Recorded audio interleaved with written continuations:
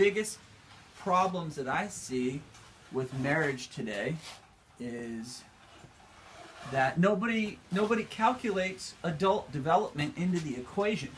You know, when people first make that agreement with each other that they're going to stay together forever through thick and thin, and what do people usually say? Through the good and the bad.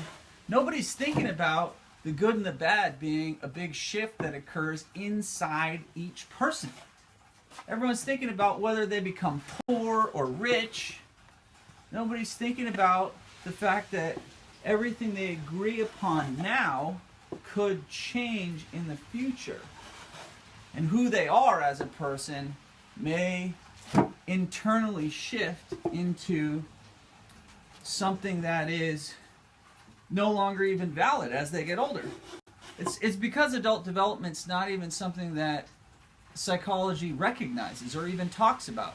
So when you make the decision that you're gonna make a contract and you're gonna stay together with somebody for the rest of your life, and then 10 years later, who you are isn't even the same at all. Has nothing to do with who you were when you agreed to stay together.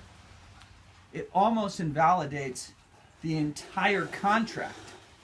So, obviously, the alternative would be to initially create a different vow, right? Like we're gonna have to vow that when you get married, you stay together until you decide to change your family structure.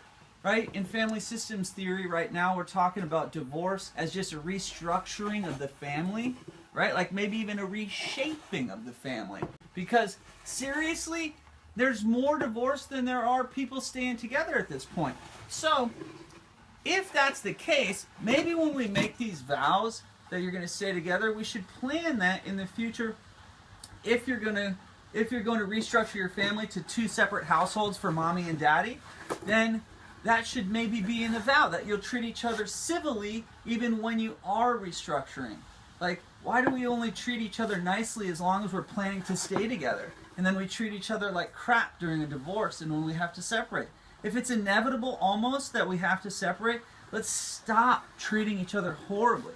Let's agree that we'll treat each other with love and kindness while we work towards a life together, and love and kindness when we're working on the new restructure.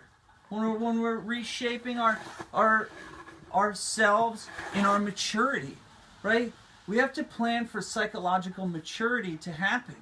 And in that, maybe we should treat each other with civil kindness all the way through to the end.